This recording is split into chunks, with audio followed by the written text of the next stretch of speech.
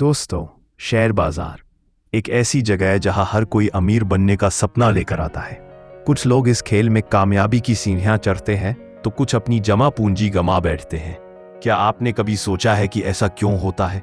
क्या फर्क है उन लोगों में जो इस बाजार से पैसा बनाते हैं और उनमें जो सिर्फ हारते हैं? असली फर्क छुपा है एक छोटे से शब्द में, निवेशक और सट्टेबाज, स्पेक्यूलेटर।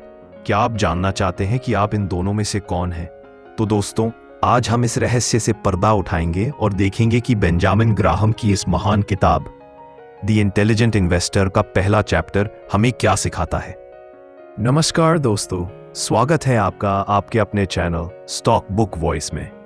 यह एक ऐसी जगह है जहां हम दुनिया की सबसे बेहतरीन स्टॉक मार्केट बुक्स को आपके लिए सरल और आसान भाषा में लेकर आते हैं। हम आपको याद दिलाना चाहेंगे कि हमारी पिछली series trade like a stock market wizard की सभी चैप्टर्स, चैप्टर 1 से लेकर चैप्टर 17 तक आप हमारी यूट्यूब प्लेलिस्ट में जाकर देख सकते हैं। आज हम जिस किताब के सफर पर निकलने वाले हैं उसे दुनिया की सबसे महान निवेश किताब माना जाता है, द इंटेलिजेंट इन्वेस्टर।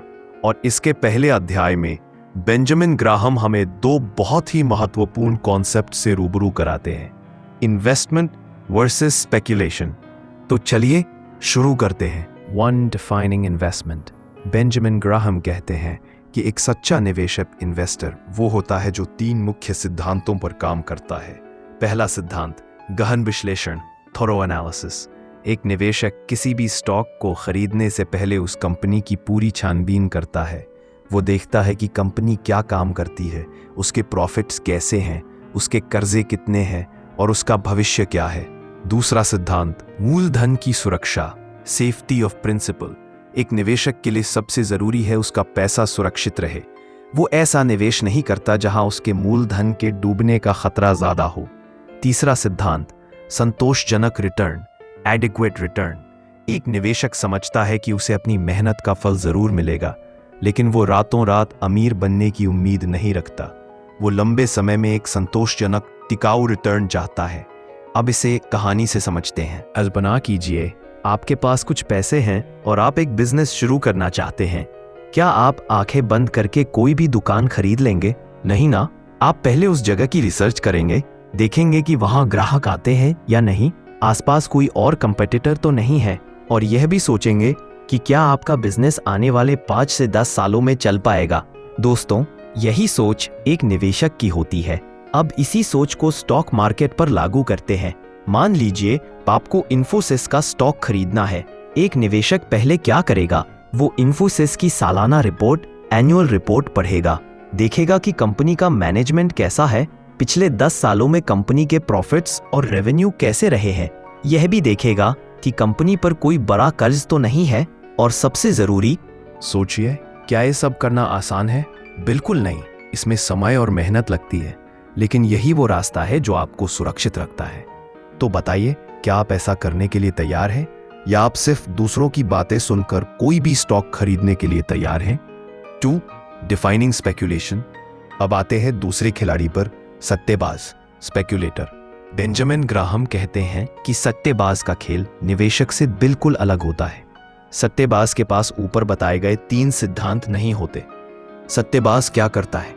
वो किसी स्टॉक को इसलिए खरीदता है क्योंकि उसे लगता है कि उसका भाव कल या अगले हफ्ते बढ़ने वाला है।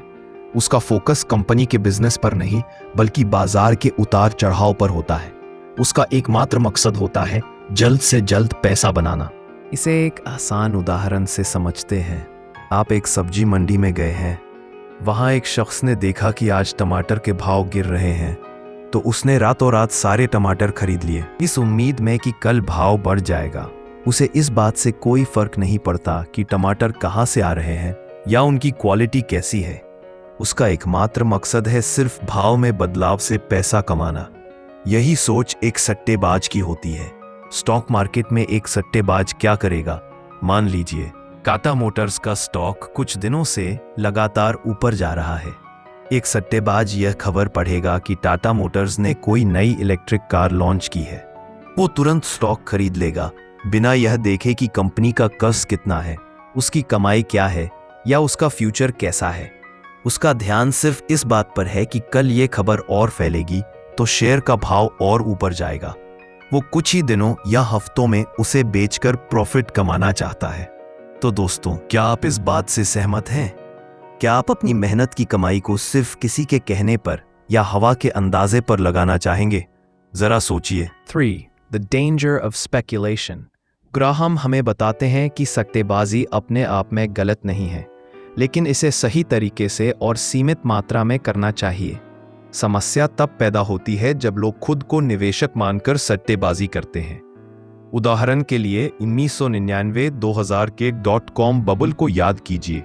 उस समय हर कोई इंटरनेट कंपनी के स्टॉक खरीद रहा था, क्योंकि उन्हें लगता था कि इंटरनेट ही भविष्य है। लोगों ने यह नहीं देखा कि इन कंपनियों के पास कोई मुनाफे वाला बिजनेस मॉडल था या नहीं। जब यह बुलबुला फूटा तो लाखों लोगों का पैसा डूब गया। क्यों? क्योंकि वो निवेशक नहीं बल्कि सट्टेबाज थे जो रातों रात अमीर बनने का सपना देख रहे थे। इसी तरह 2008 की ग्लोबल फाइनेंशियल क्राइसिस में भी यही हुआ। लोग बिना सोचे समझे रियल एस्टेट और फाइनेंशियल स्टॉक्स में पैसा लगा रहे थे, यह सोचकर कि बाजार कभी नीचे नहीं गिरेगा। तो ग्राहम हमें चेतावनी देते हैं कि सट्टेबाजी के खेल में बहुत जोखिम होता है। अगर आप सट्टेबाजी करना चाहते हैं तो इसके लिए कुछ नियम है। पैसा सीमित रखें, केवल उतना ही पैसा सट्टेबाजी में लगाएं जितना आप खोने के लिए तैयार हैं। सही ज्ञान लें, सट्टेबाजी के खेल के नियमों को समझें। निवेश और सट्टेबाजी को अलग रखें। अपने निवेश पोर्टफोलियो और सट्टेबाजी के पोर्टफोलियो को अलग अलग रखें। अब एक गहरा सवाल, क्या आपने कभी सोचा है कि जब आप किसी स्टॉक को सिर्फ इस उम्मीद से खरीदते हैं कि उसका भाव दोगुना होगा, तो आप वास्तव में क्या कर रहे होते हैं? आप निवेशक हैं या सट्टेबाज? अगर आपका जवाब है निवेशक, तो शायद आपको अपने नजरिए पर फिर से विचार करने की जरूरत है। 4. The intelligent investor's perspective. Graham हमें बताते हैं कि एक समझदार निवेशक, इंटेलिजेंट इन्वेस्टर, कभी भी बाजार के उतार चढ़ाव से परेशान नहीं होता। सोचिए, आपने रिलायंस इंडस्ट्रीज का स्टॉक खरीदा है। एक निवेशक के रूप में आप जानते हैं कि रिलायंस एक मजबूत प्रॉफिटेबल कंपनी है जो कई सेक्टर्स में काम करती है। अगर कल को शेयर का भाव 10% गिर भी जाता है तो आप घबराएंगे नहीं। क्यों? क्योंकि आपको कंपनी के बिजनेस पर भरोसा है। आप जानते हैं कि यह एक अस्थायी गिरावट है और लंबे समय में कंपनी की ग्रोथ जारी रहेगी। दूसरी ओर एक सट्टेबाज क्या करेगा? जैसे ही भाव गिरेगा वो घबरा जाएगा और नुकसान में स्टॉक बेच देगा, क्योंकि उसका भरोसा कंपनी पर नहीं बल्कि सिर्फ शेयर के भाव पर था। इस अध्याय का सबसे महत्वपूर्ण संदेश यही है कि एक निवेशक के लिए स्टॉक का भाव नहीं बल्कि कंपनी की वैल्यू मायने रखती है। ग्राहम कहते हैं, in the short run the market is a voting machine, but in the long run it is a weighing machine. इसका मतलब है कि कम समय में बाजार एक वोटिंग मशीन की तरह काम करता है। यहाँ लोकप्रियता, पॉपुलैरिटी और भावनाएं, इमोशंस हावी होती हैं। लोग किसी भी शेयर को सिर्फ इसलिए खरीदते हैं क्योंकि वो चर्चा में है, लेकिन लंबे समय में बाजार एक तौलने वाली मशीन, वेइंग मशीन बन जाता है।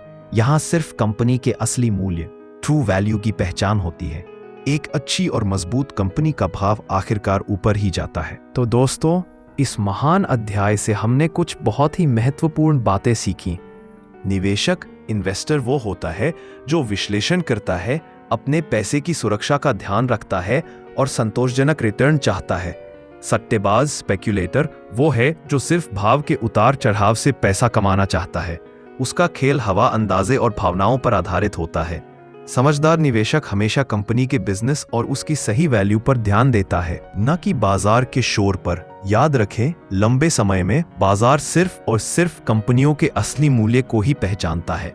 अगर आप सट्टेबाजी कर रहे हैं तो इसे निवेश न समझें और इसके लिए अपने पैसों का सिर्फ एक छोटा हिस्सा इस्तेमाल करें। दोस्तों, अगर आपको यह वीडियो अच्छा लगा और आप निवेश की इस यात्रा में हमारे साथ बने रहना चाहते हैं तो अभी सब्सक्राइब कीजिए और जुड़ जाइए हमारी स्टॉक बुक वॉइस फैमिली से। इस वीडियो को लाइक करें और अपने दोस्तों के साथ शेयर करना न भूलें ताकि वो भी इस ज्ञान का लाभ उठा सके, क्योंकि अगले अध्याय में हम जानेंगे एक समझदार निवेशक के लिए बाजार में सबसे बड़ा खतरा क्या है और उससे कैसे बचा जाए। अगले अध्याय में बेंजामिन ग्राहम हमें दिखाएंगे कि कैसे एक समझदार निवेशक अपनी भावनाओं पर काबू पाकर बाजार के जाल से बच सकता है। तो बने रहिए हमारे साथ, जल्द ही मिलते हैं अगले अध्याय में। धन्यवाद।